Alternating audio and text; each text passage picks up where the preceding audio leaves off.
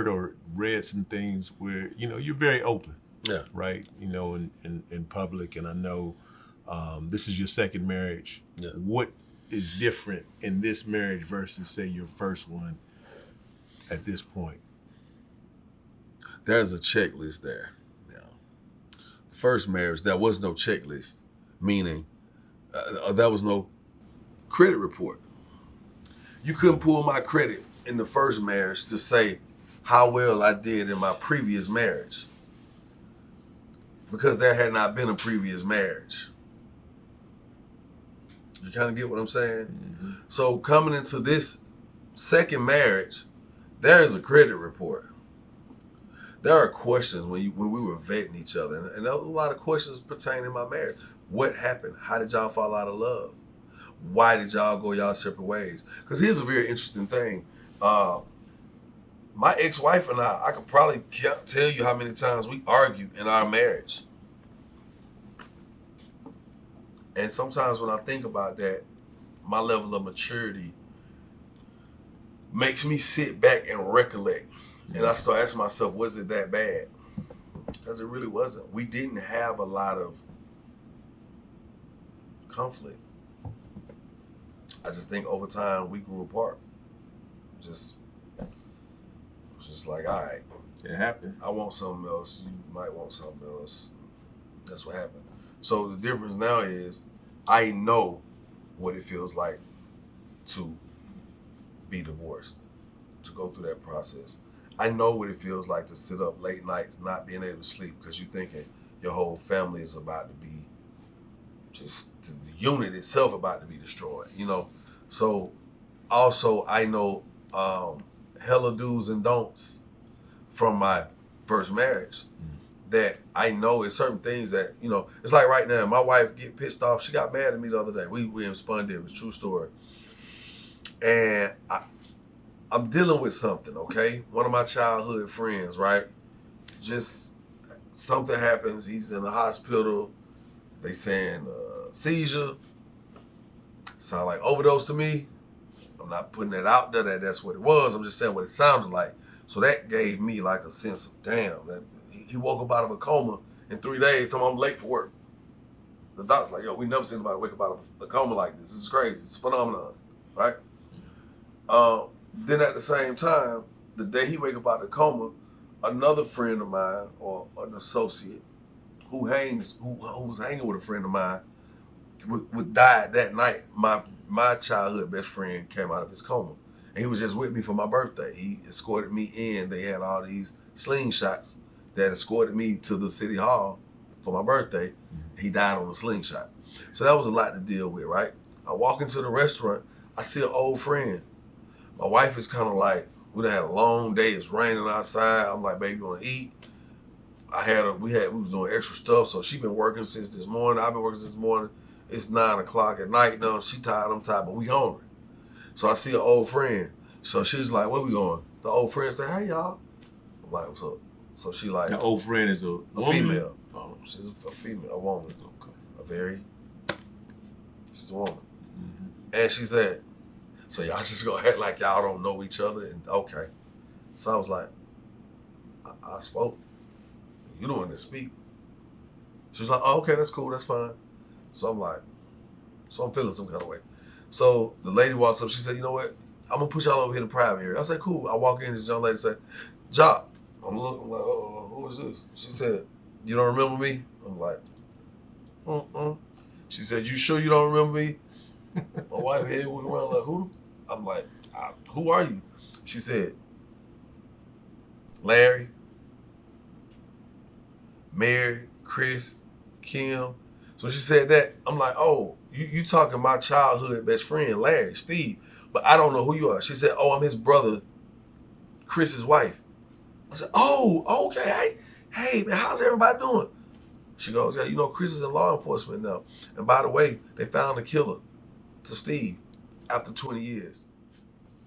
So I'm hearing some crazy, so everything that's happening at one time. So she telling me, I'm like, well, how? So I sit down at the table and I'm frustrated. I'm going through something. So to bring it in, she's sitting there, it turns into a situation We get into it. I don't even know how we got into it. I say, you know what? I'll be back. Ordered the food. I walked out. Went to the store. Ask me what I got from the store. What? Nothing. I just needed to walk. I needed a walk. But I drove. Yeah. I pulled back up. I pulled in the front, in the other parking lot, and I sat down. She said, well, you could leave our Uber. I said, no way I would leave you. I said, I'll leave you the car, not Uber. I said, but then there's no way I'm supposed to leave my wife because we have a misunderstanding out here outside. Even though we both may come off safe, but if anything happened, I never get over this. So that in itself brought me back. It zeroed back out. I had to ask what I'm going through and how am I going to deal with this in the most effective manner I can without it causing more conflict. We got in the car. We didn't say anything all the way to the house. We got to the house. We hopped in the shower. That water broke the silence. That intimate moment broke the silence. And from that moment on, you couldn't tell we had any issues this whole night. Because it got bad. Like, it was like about to be a real argument, and we don't do that. So I just think sometimes, man, when you find yourself in these spaces with your person that you love, you say you love, you got to really go back and channel that moment to ask yourself, how did you even end up here? Why were you willing to commit? Why are you committed? Why is she committed? What was the great part of this bond, this divine union? Why are we here? And you got to figure that shit out and get back to that space. So that moment, you don't have to question anything else that you're feeling. You got to zone back out. You know, it's just like if you was in the military and you out here and you scared, you hear bullets going over your head and you like, why am I here? To protect my country. I'm fighting for freedom. I'm a patriot. And when you go back to that, you say, I don't know how this gonna end, but I got a mission. And you gotta fulfill that mission. So that's how that's how I be thinking. You got through it. Got through it. Let me ask you this real quick, because obviously... Sorry for being long-winded, man, but when I be getting into the moments, I be getting that point out. It's Take a understandable. little longer sometimes, but you feel me? Sometimes, I mean, in addressing maybe even the insecurities that come with being with somebody like yourself, with a lot of profile, what is it like? You know, I've seen y'all talk about infidelity and cheating. Mm-hmm. You know what I'm saying? What's that like for you as a man? Of course, men oftentimes are accused of it, but I know that you may have dealt with it with your wife and, you know, you got through it. You know what I'm saying? What's that like? Because most brothers don't really talk about that. Well, because it's already so heavily, it's like we're blanketed with this whole concept, you're a dog. And I'm going to be honest with you, man, being a celebrity, especially if you're a likable celebrity, as a man, it's the same, it's equivalent to being a beautiful woman. Because every time she steps out the house, somebody's saying, hey, can I do something for you? Can I take you out? Can I get with you? Can I give you the best love you ever had? Can I take you around the world? Can I change your life, your mama them life? They go through that. So as a celebrity, as a male celebrity, when you step out and people see like you having, you look like you successful, people might not even really want you. They just may be in the mood to flirt with the idea of experiencing your lifestyle.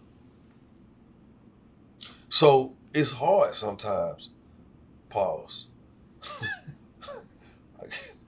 You go to city, right? Now imagine in some of these cities, the minute you get on stage, that front row is some of the most beautiful women you've ever seen from that city that are there.